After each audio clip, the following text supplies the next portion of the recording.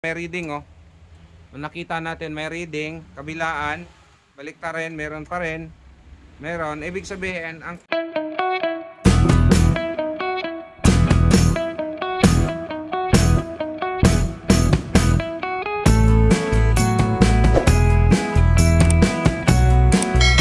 may gagawin tayo ngayon, American Home na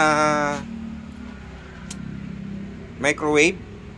Ang problema nito, ayaw na daw uminit pero may power. So very common issue. Check natin kung ano yung may diferensya. Dito, yan, nakasaksak yan. Tapos lagyan natin ng mainit. Oh, ito, yan. Lalagyan natin ng tubig. Check natin kung talagang hindi ba siya. Yan.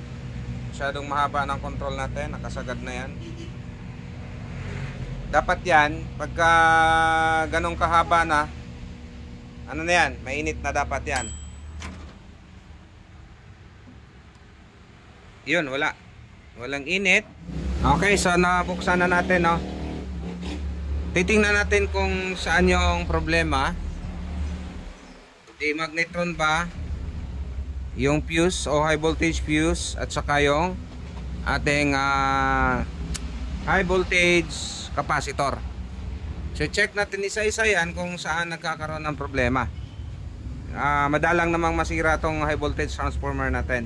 So times 1, check natin kung buhay ang fuse. So bago yan i-check, siguraduhin muna na walang laman yan. So pwedeng i-short to ground yan. Yan. Or bahala kayo kung anong klase yung discharge yung gagawin nyo. Okay. Okay, so testing natin. Tingnan natin kung okay ba yung fuse. Ito yun. Konektado yun. Dapat yung connection na to. Itong dulo na yan.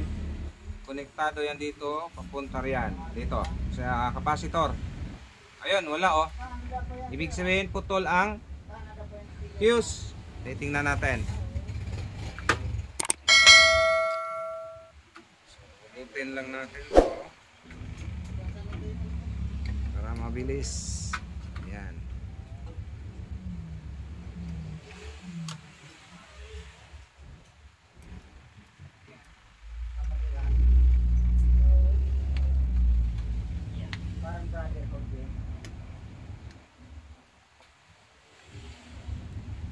Okay, yun oh.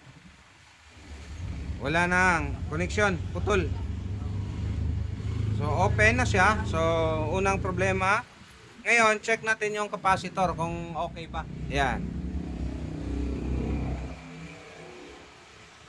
Check natin to. Meron.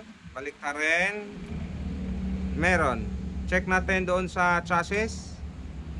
Okay, walang leak. Balik doon sa taas. Baliktarin. Okay, normal lang yan dahil sa high voltage diode. Gamit tayo ng times 1. Tingnan natin. Wala. Meron. Baliktarin. Meron. So, ibig sabihin yung capacitor nag-leak sa ground. Pero hindi na muna natin pagbintangan si capacitor. Kunin natin to. Ibalik natin to para hindi mawala. Hugutin natin to. Itong nakakonect sa high voltage. Yan, nahila na. Ibig sabihin hindi na siya connected. Check natin kung meron ba tayong makuhang reading. Ayun, wala na. Wala na. So, ibig sabihin, okay yung ating capacitor. So, bakit ba nagkaroon siya ng reading sa ground?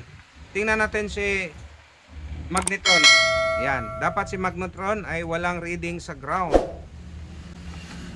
Yung terminal ng magnetron, i-connect lang natin sa ground yung isa, chassis ground, tapos isa sa kabilang terminal. Dapat ito ay wala. Ayun, may reading oh. Nung nakita natin may reading, kabilaan, baliktarin, meron pa rin.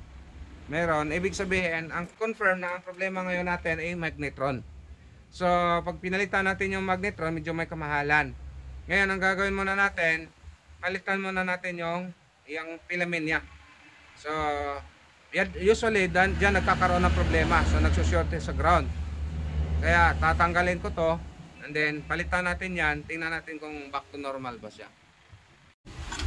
So, okay, ito na yon. Testing natin uli. Titingnan natin kung confirm ba na sira talaga.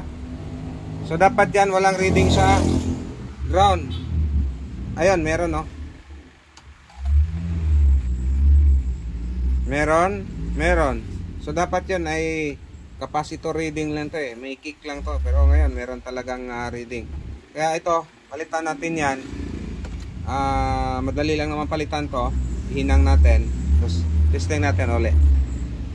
Okay, ito na. Pinalitan na natin. Ayan o.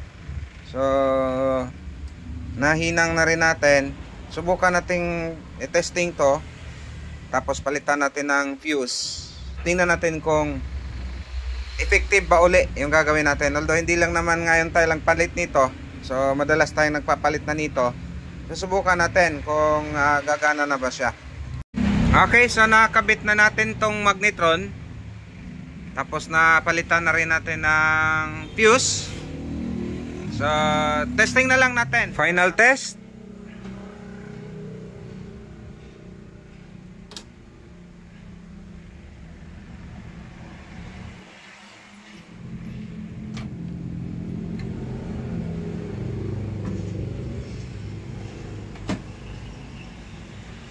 Naka-high kagad.